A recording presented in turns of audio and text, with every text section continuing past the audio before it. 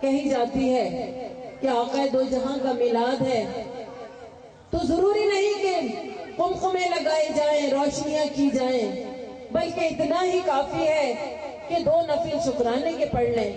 تو میں صرف ایک بات آپ سے کہتی ہوں میری بہنوں، کیا ہمارے بچوں کی جب برتھ ڈے آتی ہیں تو ہم بغیر پیسہ خرچ کیے 2 نفل پڑھ کے کیا اس کی 1 سال پورے ہونے کا شکر ادا کر دیتے ہیں؟ یا ہمارے بچوں کی شادیوں کے موقع آتے ہیں تو کیا ہم ان پر لاکھوں روپے نہیں لٹاتے؟ ہمارا دل چاہتا ہے کہ ہم اپنی اولاد سے اتنی محبت کرتے ہیں، جتنا ہو سکے اپنے بچے کے اوپر لٹا دیں۔ ساری زندگی کی جمع پونجی ہم اپنے بچوں کی ایک شادی پر خرچ کر دیتے ہیں۔ ارے ان کی محبت تو ان بچوں سے، اس ماں باپ اور ان بہن بھائیوں سے بڑھ کر بہت بلند ہے، اتنی بلند ہے کہ اگر ہم اس محبت تک نہیں جاتے تو ہم ایمان کے درجے پر ہی نہیں، ہم ایمان سے خارج ہیں۔ ان کی محبت صرف محبت نہیں بلکہ ہمارا ایمان ہے۔ جب حضرت عمر فاروق رضی اللہ تعالی عنہ نبی کریم صلی اللہ علیہ وآلہ وسلم سے فرماتے ہیں، فدا کا ابھی یا رسول اللہ، میرے ماں باپ آپ پر قربان، میں اپنی جان جتنی محبت آپ سے کرتا ہوں۔ حضرت عمر فاروق نبی کریم صلی اللہ علیہ وآلہ وسلم فرماتے ہیں، اے عمر، ابھی تمہارا ایمان مکمل نہیں ہوا جب تک تم اپنی جان سے بڑھ کر مجھ سے محبت نہ کرنے لگو۔ اور اسی وقت ان کے دل میں ایک کیفیت پیدا ہوتی ہے اور وہ کہتے ہیں کہ یا رسول اللہ صلی اللہ علیہ وسلم، یقیناً میں اپنی جان سے زیادہ آپ سے محبت کرتا ہوں۔ آپ فرماتے ہیں، عمر، اب تمہارا ایمان مکمل ہوا۔ میری بہنوں، ایمان کے مکمل ہونے کی یہ شرط کیا صرف حضرت عمر فاروق رضی اللہ تعالی عنہ کے لیے ہے؟ حضرت ابو بکر صدیق کے لیے ہے؟ حضرت عثمان غنی یا حضرت علی کے لیے ہے؟ یا ہر مومن مسلمان کے لیے ہے کہ جب تک ہم اپنی جان، مال اور اولاد سے بڑھ کر اس آقا دو جہاں سے محبت نہیں کرتے، اس وقت تک ہم ایمان کے درجے پر ہی نہیں پہنچتے۔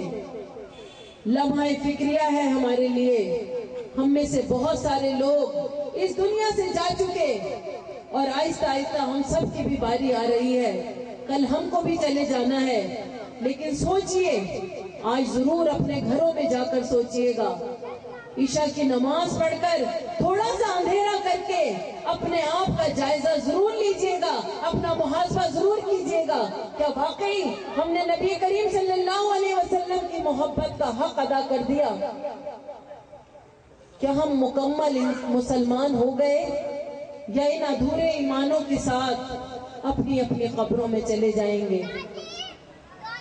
یہ سوچنے کا مقام ہے، یہ غور و فکر کرنے کا مقام ہے کہ ہم نے نبی کریم صلی اللہ علیہ وسلم سے اس طرح محبت ہی نہیں کی جو اس محبت کا تقاضا تھا۔ ہم نے ساری محبت اس دنیا کے مال کو جمع کرنے میں لگا دی۔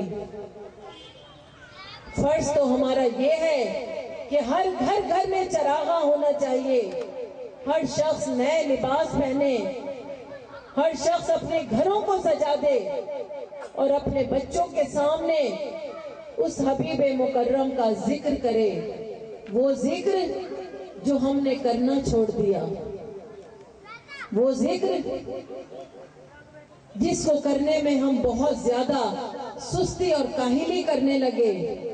اور یاد رکھیں، ذکر ہی محبت بڑھاتا ہے۔ جب ذکر ہمارے درمیان سے نکل گیا تو محبتیں کم ہونا شروع ہو گئی۔ جب ہمیں کسی سے پیار ہوتا ہے، ہم کسی کو بہت چاہتے ہیں، اپنی اولاد سے ہر ماں کو بہت پیار ہوتا ہے، تو ماں کا دل چاہتا ہے کہ میں بہانے سے اپنے بچے کا ذکر کروں، اور وہ ہر ایک کے سامنے اس کی خواہش ہوتی ہے کہ وہ اپنے بچے کی خوبصورتی، اس کا ادب، اس کی ذہانت ہر وقت چرچا کرے۔ تو سامنے والا جو اس ذکر کو سن رہا ہوتا ہے اس کی خواہش ہوتی ہے کہ میں بھی اس بچے سے ملوں تو صحیح کہ جس کا ذکر اس کی ماں ہر وقت کرتی رہتی ہے. اور پھر لوگوں کے دل میں خواہش پیدا ہوتی ہے اس سے ملنے کی جس کا ذکر کیا جا رہا ہو. کس چیز نے ملنے کا اشتیاق پیدا کیا؟ ذکر نے. یہی ذکر اصل میں ہم نے کرنا چھوڑ دیا. اپنے بچوں کے سامنے، اپنے بڑوں کے سامنے، خود آپس میں ہم وہ ذکر کرتے نہیں. یہ ذکر جو نعتوں کی شکل میں نعت خواں کر رہے ہیں یا درس کی شکل میں درس دینے والے کر رہے ہیں، یہ ذکر ہی تو محبت بڑھا رہا ہے. اور قرآن کریم میں اللہ رب العالمین بھی تو ہر وقت اپنے اس حبیب کا ذکر بلند کر رہا ہے.